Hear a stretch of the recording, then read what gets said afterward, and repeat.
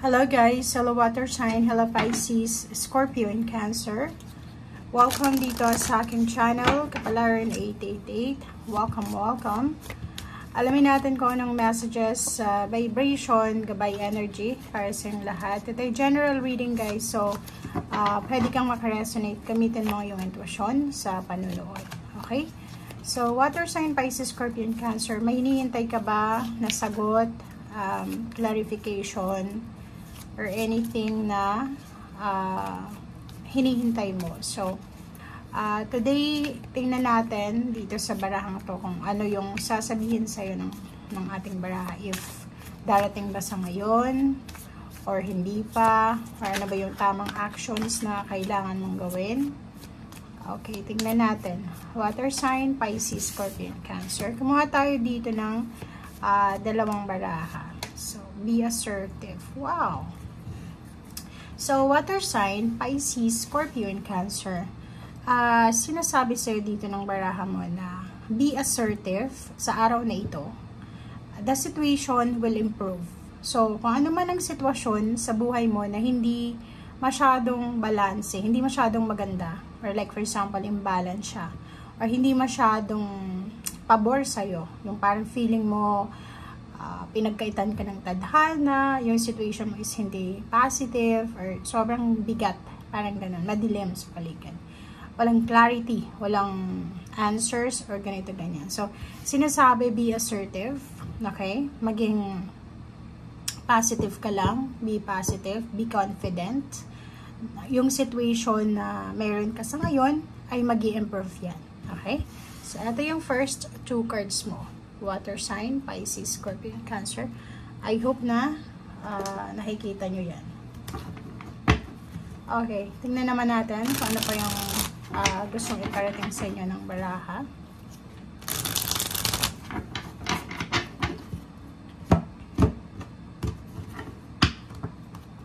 Okay. First two cards natin is Knight of Swords and Ten of Wheels. Wow! So, sa araw na ito, water sign, Pisces, Scorpio, Cancer, isang napakabilis, napaka-positive na balita ito. It's a good news. Ang posibleng matanggap nyo today, or pwedeng yesterday, or tomorrow, kasi siya mabilis siya. It's either information, it's either letter, it's either text, it's either call, kwento, and yung Ten of Wheels na to is Ten of Pentacles. So, ibig sabihin, lump sum of money. So, if ever naghihintay ka ng pera, sa araw na ito ay posibleng dumating na siya. Or sa araw na ito, ito yung simula na siguro kumakatok na siya sa pinto mo. So, it's a lump sum of money. It's either payouts, payments, inheritance, winnings, or anything na 10. So, itong 10 is completion. So, pwedeng trinabaho mo na siya, or unexpected siya, or nanalo ka, or siguro expected mo na makuha siya. Okay? O pwedeng natipon or naipon ng mga bayad sa'yo sa utang. So, comment down below if you resonated dito. Okay, next card. Okay, so dito sa baraha mo, sinasabi na etong good news na tungkol sa pera is sobra kang naging patience dito. So, pwedeng ang tagal mo siyang hinintay. It's either 4 months, 3 months, 5 months, or pwedeng almost a year. So, kung makikita mo dito, sinasabi sa'yo na huwag kang masyadong maging negative, lalo na kung may hinihintay ka. Diba? Huwag tayong masyadong impatient. Ang Page of Wheels na to, sinasabi na if ever hindi man dumating sa'yo ngayon, in the near future, talagang darating siya. So, kung may nakatadhana talagang para sa'yo, para sa'yo. Parang ito yung sabi dito eh. Diba? Kailangan mo dito ng patience. Kailangan mo dito ng tiyaga. Diba? Pasensya, pagtatyaga, paghihintay. Okay. Wow. Okay. So, yun. So, next card natin is Ace of Wheels and Justice. Nakikita mo itong Ace of Wheels. Ang Ace of Wheels is financial siya. So, nakikita mo na may incoming talaga. Incoming certain amount of money, 10,000, 100,000, 500,000, parang millions. Nakikita mo yung new beginning. So, pwedeng sa araw nito, ito yung start ng bago mong trabaho, or ito yung start ng pagpipirman mo ng kontrata.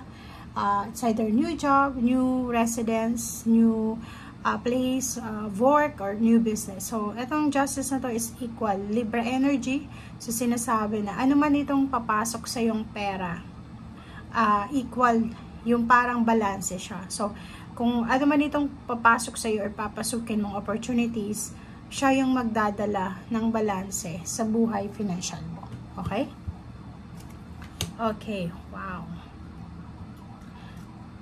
Diba? So, kung makikita mo dito, sa araw na ito, makakahinga ka ng malalim. Diba yung parang, ay, sa wakas, nakuha ko rin. Ay, sa wakas, dumating din. Ay, sa wakas, natapos din. Parang yun yung energy mo sa araw na ito. And yung 9 of Cups is emotional happiness. Sa araw na ito is parang may rason. There's a reason para mag-celebrate ka. Kahit wala kang matanggap na financial, kahit wala kang matanggap na winnings or anything, sa araw nito is time to celebrate. Emotional happiness. So may family celebration or may kailangan kang i-celebrate sa araw na ito na pwedeng magdala sa'yo ng overall happiness. Okay? Ang 10 of Cups, same. Sinasabi ng Braso dito na yon. Sa araw na ito is hindi lang pera yung kailangan mong i-celebrate dahil natanggap mo siya, kundi it's either birthday of your loved ones, it's either wedding anniversaries, pero ang literal dito is either birthday celebration or pwedeng birth, pwedeng may nanganak or may manganganak sa araw na ito. Okay? Okay, so 10 of Swords, nakikita ko rin sa'yo dito na kung tungkol ito sa family, may mga issues yung family, may mga imbalances kayo sa pamilya. Like for example, may mga nag-aaway, misunderstanding, financial constraints, financial burdens, mga restrictions sa pamilya, ay posibleng matapos na siya. So, may recovery dito. It's either emotional recovery, pwedeng makatanggap ka ng greetings from your loved ones, may mga forgiveness, apology, renewal of relationship, it's either renewal of vows, meron ditong parang home, family life, house na hindi siya naging stable for the past maybe 4 years or 4 months or even 1 year, ang posibleng magiging balance. Itong 10 of Swords is para siyang recovery from pain. Yung mga naramdaman mong pain and heartaches ay posibleng makaka-recover kay starting today kasi sumusobra yung blessings na dumarating sa iyo. So, parang wala nang puwang yung hatred sa puso mo. Yung parang wala nang puwang yung negativity sa puso mo kasi puro lang blessings yung parating. So, nakikita ko sa iyo dito, sobrang positive, sobrang happy, contented ka sa araw nito, and at peace ka din. Okay? Thank you guys for watching. Ito ay para sa lahat ng mga water sign, Pisces, Scorpio, Cancer. Bye!